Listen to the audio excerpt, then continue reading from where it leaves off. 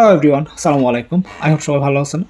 আজকে এই ভিডিওতে সিম্পলি আলোচনা করব যে নিজে নিজে আবেদন করে কি ইউরোপে আসা যায়, অথবা কোনো প্রকার জামানত দেওয়া ছাড়া কি ইউরোপে আসা যায়, প্রসেস করা যায় কারো ভিসা কিনা।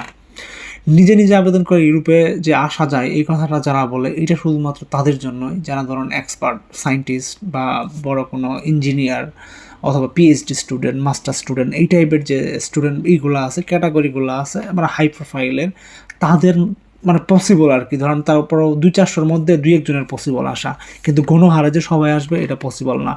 অথচ আপনি যদি সোশ্যাল মিডিয়াগুলোতে ঢুকেন, সেটা ফেসবুক হোক, ইউটিউব হোক বা অন্য যে কোনো মিডিয়ায় হোক, সেখানে আপনি দেখবেন যে যারা আমার মতো পণ্ডিত, বিশাল ধরনের বড় পণ্ডিত, অলরেডি কোনোভাবে ইউরোপে চলে আসছে।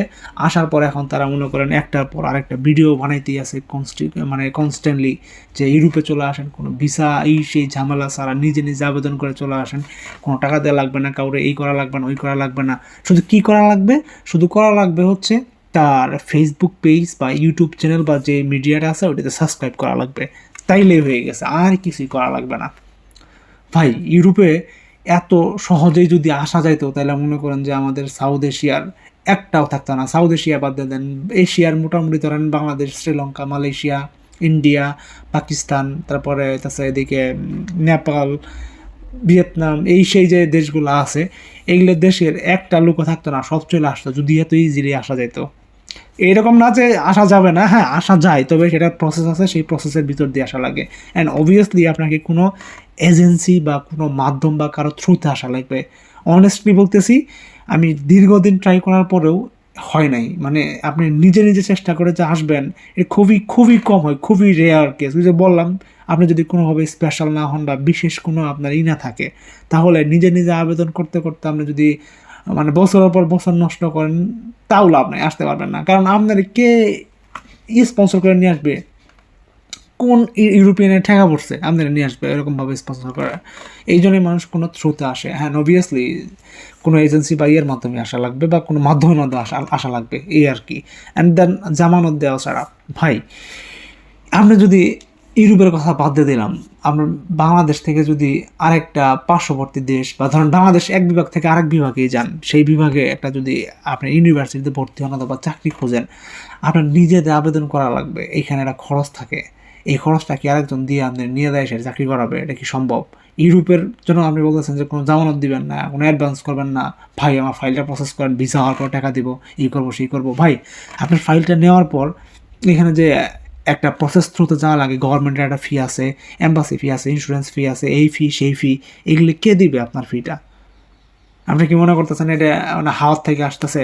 কেউ আপনার এই এম্বাসি ফি, তারপর হইতেছে অ্যাপ্লিকেশন ফি, তারপর ইন্স্যুরেন্স ফি, এগুলো কমন যে কিছু ফি আছে, এগুলো দিয়ে আপনার নিয়ে আসবে? কার এত বড় টাকা পড়ছে? আপনি নিজের থেকে একটু চিন্তা করেন তো, যে আপনার জায়গার থেকে আপনি কি আরেকজনের পেমেন্ট করে টাকা দিয়ে নিয়ে আসে সেরে তারপর ওর কাছ থেকে টাকা নেবেন? আপনার কি এত টাকা পড়ে গেছে আরেকজনের জন্য? বা এগুলো কমন সেন্স ইউজ করতে হবে। হ্যাঁ, আমরা যদি কাউকে মেসেজ করে নক করে বলেন, ভাই ভিসার আগে কোনো টাকা পয়সা দিতে পারবো না, আমরা নিয়ে যাওয়ার পর তারপর আপনার সব টাকা পয়সা দিব, এই করবো সেই করবো, যত চান তত দিব, 5 লাখের জায়গায় 7 লাখ দিব, কেন ভাই? কারোর কি ঠেকা পড়ছে?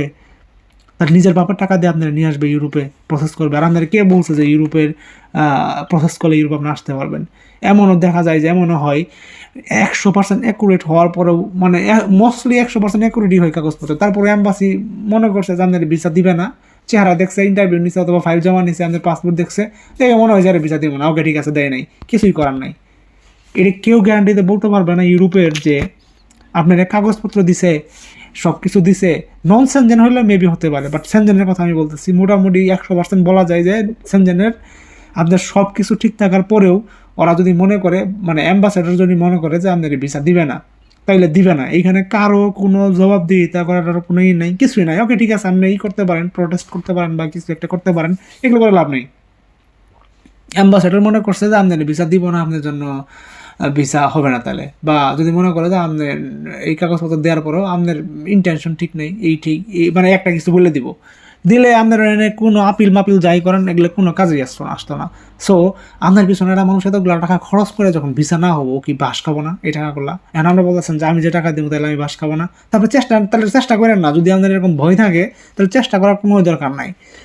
তাই বলতেছি যে যারা এই টাইপের মানে মোটিভেশন নিয়ে বসে আছেন, নিজে নিজে অ্যাপ্লাই করে চলে আসবেন, কোনো জামানত দিবেন না, এই করবেন না, সেই করবেন না, তারা মনে করেন যে শুধু শুধু টাইম ওয়েস্ট করেন না। নিজের এবং কাউকে মেসেজ দিয়ে ফোন দিয়ে বিরক্ত করে টাইম ওয়েস্ট করার কোনো দরকার নাই। আপনি প্রসেসই করেন না ভাই, নিশ্চিন্তে থাকেন। বাংলাদেশে এটা কিছু করেন, যেখানে আছেন বা যে দেশে আছেন ওই দেশেই থাকেন। আর যদি প্রসেস করেন তাহলে আপনাকে রিস্ক নিতে হবে। Without রিস্কে Europe